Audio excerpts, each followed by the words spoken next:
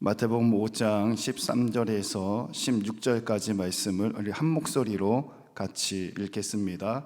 너희는 세상의 소금이니 소금이 만일 그 맛을 잃으면 무엇으로 짜게 하리요? 후에는 아무 쓸데없어 다만 밖에 버려져 사람에게 밟힐 뿐이니라.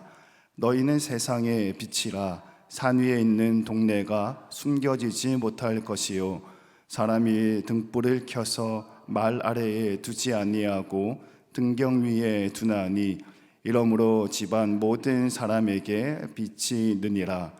이같이 너희 빛이 사람 앞에 비치게 하여 그들로 너희 착한 행실을 보고 하늘에 계신 너희 아버지께 영광을 돌리게 하라. 아멘. 할렐루야. 오늘 말씀을 통하여서 우리가 세상의 소금이 되고 또 빛이 되고 또 우리의 실천적인 부분에 있어서 세상에 나가서 전도하고 또 열매 맺어서 우리 교회 예배하는 자리마다 또 기도하고 또 사역하는 자리마다 차고 넘치는 놀라운 역사가 나타나기를 주님의 이름으로 축원합니다. 우리 옆에 좌우를 한번 둘러보겠습니다. 둘러보실 때는 내 옆에 누가 안 오셨나 한번 보세요. 내 옆에 누가 안 오셨나 보시고, 오늘 예배 마치고 들어가실 때 김 목사님이 전화하라고 했습니다 하고 꼭 전화하셔서 다음 주에는 꼭 예배의 자리를, 오늘은 공휴일이라서 제가 한 발 뒤로 물러나겠습니다. 공휴일이니까 온라인으로 함께 예배하시고, 다음 주부터는 여러분들 우리가 채워야 할 자리예요. 우리가 행복축제 준비하고 있잖아요. 기도하고 전도하면서 귀한 일들이 일어나기를 바랍니다. 오늘은 국회의원 선거가 있는 날이었어요. 꼭 이맘때쯤 되면 동기 목사님들한테 전화가 옵니다. 부산은 어때? 이렇게 전화가 오는 거죠. 그럼 물어보죠. 대전은 어때? 또 전화가 옵니다. 부산은 어때? 물어봅니다. 그럼 또 물어보죠. 충청도는 어때? 누구를 찍느냐, 또는 뭐 어떤 색깔이냐, 뭐 이런 이야기들을 좀 많이 하잖아요. 근데 여러분 생각해 보셨어요? 이 선거의 근본적인 이유와 베이스는 우리는 함께 산다라는 데 있어요. 우리가 선거하는 이유는, 우리가 누군가에게 표를 던지는 이유는 그 사람과 더불어서 또 함께 같이 온 국민이 생활한다라는 거예요. 그렇기 때문에 어떻게 하면 함께 잘 살 수 있고, 그렇기 때문에 어떻게 하면 생각이 서로 다른 국민들이 연합하고 하나 되어서 나라의 부흥을 가져다 줄까, 그리고 그 일을 위해서 어떤 일꾼을 선출해야 할까의 중요한 포인트는 색깔이 아니라 함께, 그리고 같이 온 국민이 중요한 포인트다라는 거죠.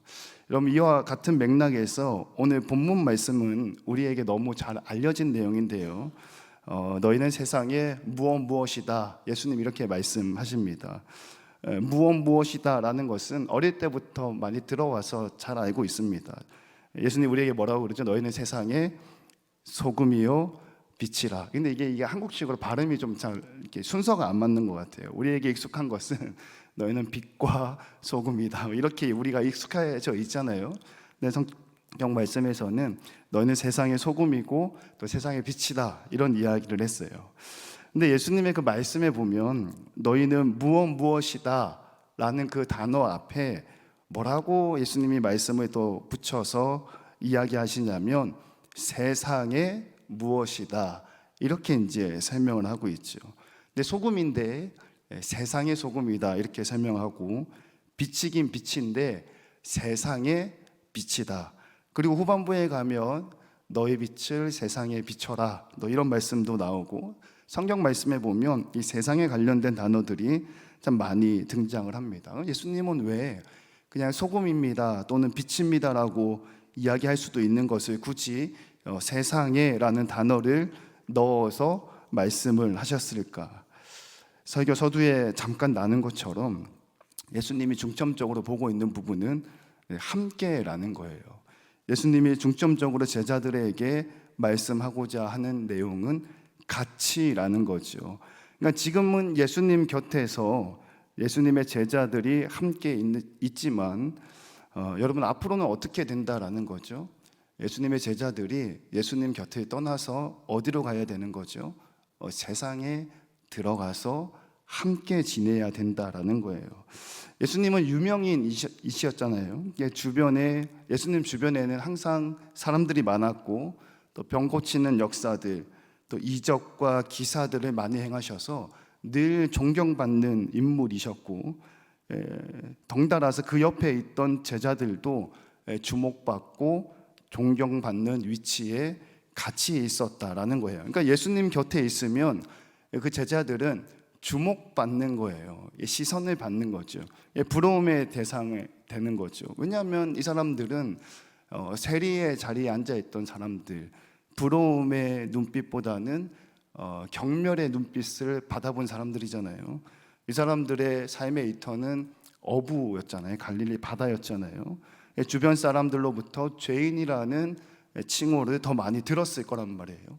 근데 예수님하고 같이 있으니까 많은 사람들이 예수님을 존경 어린 존경스러운 모습으로 쳐다보고 옆에 있는 우리도 비슷하게 쳐다본다라는 거예요. 많은 사람들이 예수님에게 이렇게 조언을 구하고 뭔가를 부탁하는 것처럼 옆에 있는 자신들에게도 똑같이 대우를 한다라는 거예요. 근데 그런 모습을 예수님 미리 아시고 오늘 본문 말씀에서 하시는 말씀은 너희들은 내 곁에 있는 것이 아니라 세상 곁에, 세상 속에 함께 있어야 한다라는 거를 말씀을 하고 있습니다. 오늘날 우리 신앙생활도 살펴봐도 비슷한 것 같아요. 물리적으로 봐도 우리가 예수님 곁에 있는 시간보다, 그러니까 우리가 교회에 나와 있는 시간보다 세상 곁에 있는 시간들이 훨씬 더 많이 있음을 보죠. 그리고 그렇기 때문에 예수님 곁에서 체험을 받았다면 이제는 그것을 세상 가운데 쏟아놓을 수 있어야 한다라는 겁니다. 하나님께서 이처럼 사랑하셨던 세상 속에서 하나님의 사랑을 외치는 것이 저와 여러분의 궁극적인 사명이라는 거죠. 그렇기 때문에 예수님은 제자들에게 너희는 세상에 무엇이다, 너희는 세상에 무엇이다, 세상에 이렇게 행동해야 된다라고 말씀을 하고 있습니다. 여러분, 어떤 세상들이 있나요? 가장 기본적인 단위로는 가정이라는 세상이 있고요, 치열한 삶의 현장이 될 수 있는 직장과 일터가 될 수 있겠고요, 또 더불어서 예수님께서 핏값으로 세우신 교회가 우리의 세상이 될 수도 있죠. 예수님이 하셨던 말씀은 바로 그곳에서, 예수님 옆이 아니라 바로 그 안에서 소금의 역할과 빛의 역할을 해야 한다. 예수님 곁에서 주목받고 있는 제자들에게 이제는 떠나가야 된다라는 것을 이야기하고 있는 겁니다. 우리 옆에 있는 분과 이번에는 인사할 텐데요, 아주 전통적인 인사입니다. 옆에 계신 성도님들과 우리는 세상의 소금입니다. 그렇게 한번 인사할까요? 시작. 우리는 세상의 소금입니다. 아멘. 할렐루야. 여러분, 그 역할들을 잘 감당할 수 있게 되기를 주님의 이름으로 부탁드립니다. 여러분, 소금에는 여러 가지 역할이 있는데요, 아주 크게 두 가지 역할이 있습니다. 첫 번째는 음식의 부패를 방지하는 역할이 있고요, 두 번째는 음식의 이제 맛을 내는 또 역할을 하고 있죠. 여러분들, 그런데 그거 아시나요? 가공되지 않은 소금에는 유통기한이 없답니다. 그리고 이 소금이 음식에 들어갔을 때에 부패를 방지하고 또 맛을 낸다라는 거죠. 그러면 이제 우리가 또 질문을 해봐야겠죠. 왜 소금이 부패를 방지하고 왜 소금이 맛을 내는가? 소금이 소금의 역할을 할 수 있는 이유가 어디에 있는가? 그것은 바로 다른 것들과의 차이에서 비롯된다라는 거예요. 소금은 다른 음식과 다릅니다. 본질적으로 차이가 나는 거죠. 그리고 부패될 수밖에 없는 음식과 본질적으로 다르기 때문에, 차이를 가지기 때문에, 다른 맛을 가진 음식과 본질적으로 다르기 때문에, 그러니까 그 차이와 다름이 소금의 힘이다라는 거예요. 그리고 예수님은 제자들에게 너희가 세상의 소금이다라고 말씀하셨을 때는 그 차이를 알려주고 계신다라는 거죠. 하나님의 사람은 달라야 합니다라고 우리가 이해할 수 있을 겁니다.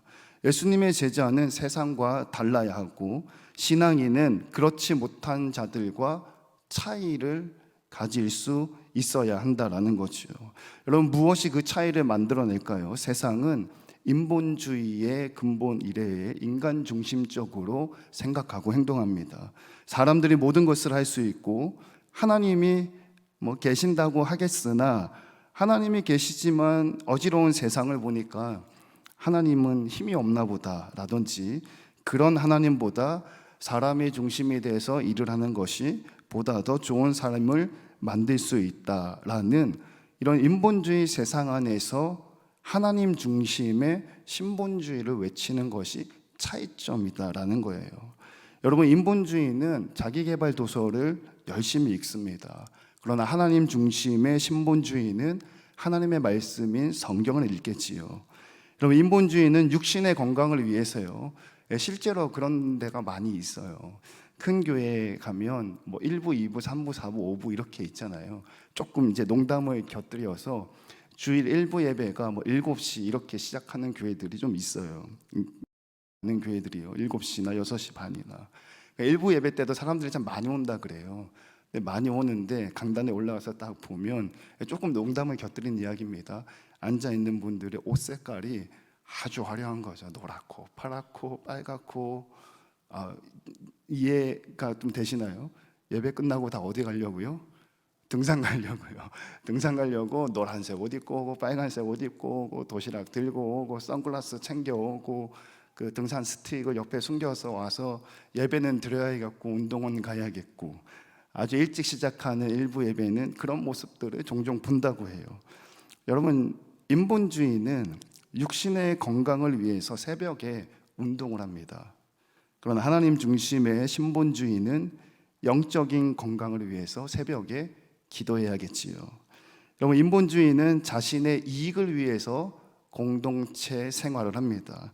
하지만 하나님 중심의 신본주의는 하나님의 영광을 위해서 공동체 생활을 해야겠지요. 여러분, 차이와 다름이 바로 여기에 있다라는 거예요. 그리고 이 다름을 간직한 채로 세상에 들어가는 것, 마치 본질적으로 다른 소금이 음식에 들어가서 부패를 방지하고 맛을 내는 것처럼 세상과는 다른 하나님 중심의 차이와 다름을 가지고 여러분들만의 세상 속에 들어가는 것이 사명이다라는 거예요. 그리고 이 사명이 얼마나 무겁고 또 중요하다면 예수님이 이어서 경고의 말씀을 하시는데요, 그 차이와 그 다름이 사라지고 그냥 그 모습 그대로 세상 가운데 들어가게 되면 어떻게 되느냐, 쓸데없어져서 그 소금이 맛을 잃어버려서 쓸데없어지고 밖에 버려진다 그러고요, 사람에게 밟힌다라고 경고하고 있어요. 하지만 그 일을 해낸다면 본문 말씀 마지막 구절에 우리의 모습을 통해서 하나님께 영광이 된다, 이렇게 기록을 하고 있죠. 사랑하는 성도 여러분, 차이를 만들어내고 다름을 만들어내시기를 주님의 이름으로 축원합니다. 나의 세상인 가정에서 어떤 차이를 만들 것인가? 믿지 않는 남편과 믿지 않는 가족 구성원들에게 나는 어떤 다름으로 그 안에 있을 것인가? 치열한 삶의 현장인 일터에서 믿지 않는 그들 속에 나는 어떤 다름을 가지고 있어야 하는가? 그리고 교회 안에서 신앙의 연약한 자들과 섞여 있을 때 나는 어떤 차이를 가지고 있어야 하는가? 고민하고 발견하고 실천해서 하나님께 영광 돌릴 수 있기를 주님의 이름으로 축원합니다. 이번에는 옆 사람하고 이렇게 한번 인사할까요? 우리는 세상의 빛입니다. 시작. 우리는 세상의 빛입니다. 아멘. 빛에도 여러 가지 역할이 있습니다. 소금과 빗대어서 두 가지 역할을 말씀을 드리죠. 공통적인 것은 빛은 어둠을 밝히는 역할을 하죠. 그리고 어둠을 밝히면서 길을 안내하는 역할을 하고, 두 번째는 어둠을 밝히면서 그 속에 숨어 있는 것들을 끄집어낸다라는 거예요. 그래서 오늘 본문 말씀에서도 빛이 비추면 동네가 숨겨지지 못한다, 드러난다 이렇게 말씀하시죠. 그 유명한 시편 119편 말씀 중에는 주의 말씀은 내 발의 등이요 내 길에 빛이니이다 라고 시인이 고백을 하고 있습니다. 그러니까 예수님의 제자는 세상의 어둠을 밝혀야 하고 캄캄한 곳, 그러니까 죄로 뒤덮인 곳이 드러나게끔 보여줘야 된다라는 거예요. 그리고 거기 안에서 세례 요한과 같이 회개를 촉구하는 사명을 감당해야 되는 거죠. 그러니까 저와 여러분은 앞길을 몰라서 헤매이고 있는 불쌍한 영혼들의 바른 길잡이가 되어줘야 한다라는 겁니다. 그런데 이쯤에 와서 우리가 현실을 한번 살펴보고 짚어보죠.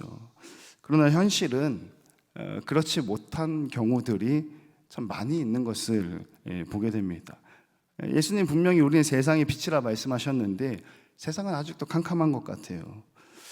예수님께서는 분명히 우리가 빛을 비추면 산 위에 있는 동네가 숨겨지지 못한다라고 말씀하셨는데 여전히 어려운 것들이 많이 보입니다. 뭐 술의 문제라든지 담배의 문제라든지. 저는 안 했습니다. 조금 했어요. 동성애라든지 뭐 마약의 문제라든지 뭐 성에 관련된 문제라든지 이런 죄의 문제들이 빛이 비추면 드러나고 사라져야 되는데 어찌나 그렇게 꼭꼭꼭 잘 숨어 있는지 모르겠어요. 이제 우리나라도 마약으로부터 안전한 나라가 아니다, 뭐 마약에 관련된 죄의 문제가 뉴스에서 이렇게 속속들이 올라오잖아요. 근데 몇 해 전만 해도 그렇지 않았거든요. 그죠? 그렇지 않았어요. 좀 오래전 이야기긴 한데요. 서울신대를 다닐 때 이제 저녁에 이제 여자친구하고 데이트를 하잖아요. 그러니까 이제 벤치, 제 얘기가 아닙니다. 오해하시면 안 돼요. 제 여자친구가 아니고요. 절대 오해하시면 안 됩니다. 서울신학대학교 이제 신학과 학생, 이제 동기 친구입니다. 이제 저녁에 데이트를 하는데요. 캄캄한 저녁에 학교 안에서 뭐 99년도에 입학을 했으니까 조금 옛날이잖아요. 뭐 특별하게 할 게 있겠어요? 그냥 야경을 바라보고 벤치에 앉아서 손잡고 수다 떠는 게 전부인데요. 그렇게 했다가 수희 아저씨한테 혼나고 쫓겨났습니다. 신성한 신학교에서 감히 손을 잡고 데이트를 해? 실제로 있었던 일이에요. 혼나고 쫓겨났어요, 그 시절에는. 근데 한 2, 3년 지나고 나니까 뭐 술이 죄냐, 뭐 담배가 죄냐, 뭐 술한다고 지옥 가냐, 뭐 담배 핀다고 지옥 가냐, 뭐 마약해도 지옥 안 갈 것 같아요. 조금만 지나가 보면. 그죠?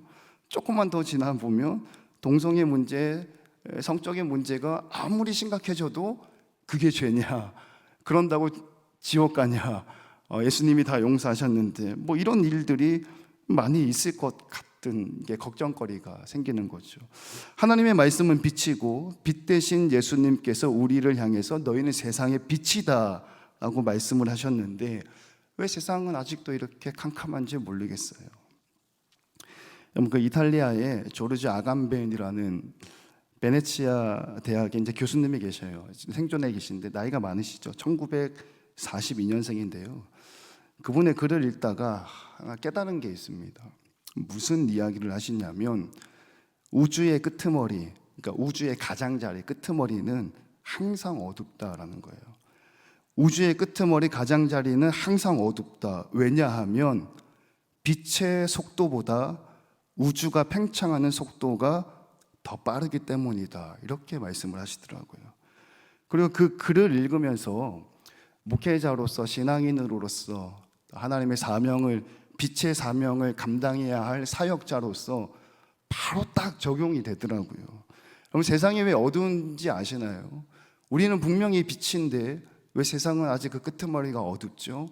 세상이 타락해져가는 속도를 빛의 속도가 따라잡지 못한다라는 거예요.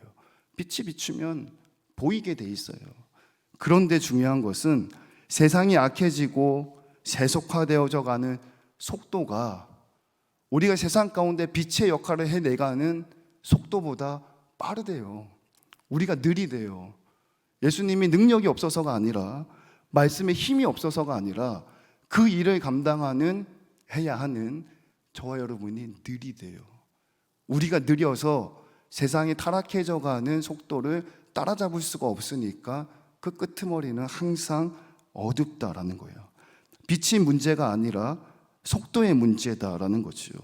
예수님 곁에서 나와서 세상 속으로 들어가서 빛을 비춰야 하는데 속도를 내야 하는데 우리는 주님이 너무 좋아서 예수님 곁에 떠나기가 싫은 거예요. 은혜를 받기만 하려고 하고 받은 은혜를 세상 가운데 쏟아내려고 하지 않는 거죠. 그러니까 주님 곁에 떠나서, 그러니까 예수님을 부인하라는 뜻이 아니고요. 예수님 곁을 떠나서 세상 속에 들어가서 복음의 빛을 전하는 속도를 올려야죠. 여러분, 제자들이 예수님 곁을 안 떠나가니까 마태복음 마지막이 어떻게 되죠? 예수님이 하늘나라로 올라가 버리잖아요. 예수님이 제자들 곁에 떠나버리잖아요. 너희들이 나를 안 떠나가니까. 그래도 안 나가잖아요, 그죠? 그래도 예루살렘 밖으로 안 나가잖아요.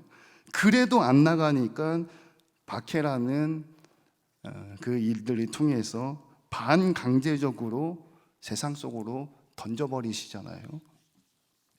물론 주님과 함께 있으면 좋죠. 저도 어릴 적에 여름만 되면 45인승 버스에 우리 부모님, 또 대구에 사시는 또 아는 분들, 여기저기 사시는 아는 분들 45인 버스를 꽉 채워가지고 여름만 되면 기도원에 일주일씩 올라가서 기도하고 금식하고 중학교 때부터 대학교 초반까지는, 대학 다니기 전까지는 매해 꼬박꼬박 그렇게 했어요.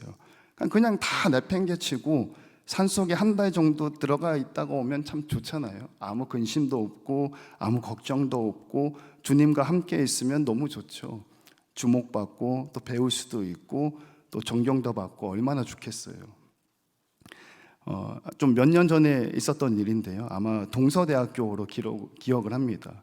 제가 이제 사진을 막 처음 시작하고 필름 카메라 막 처음 시작할 때에 동서대학교 동아리 사진 동아리에서 그 학생회 회장에서 동아리 회장이 그 사진 찍는 선배님들을 찾아와서 우리 홍보 영상을 좀 만들어 달라는 부탁을 했어요. 저는 이제 낄 자리가 아니거든요. 초보니까.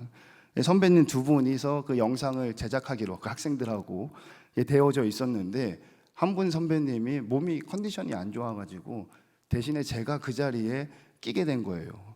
아주 사진의 고수였던 그 선배님하고 아주 초짜였던 저가 그 자리에 끼게 된 거죠. 근데 이게 참 기분이 좋더라고요. 어리고 젊은 대학생들이 마치 나를 사진의 고수처럼 여기고 이건 어떻게 해야 되죠? 선배님 어떻게 해야 되죠? 막 이렇게 주목하고 존경받는 듯한 느낌을 받으니까 너무 좋더라고요. 나중에 사진전도 전시회도 했었거든요.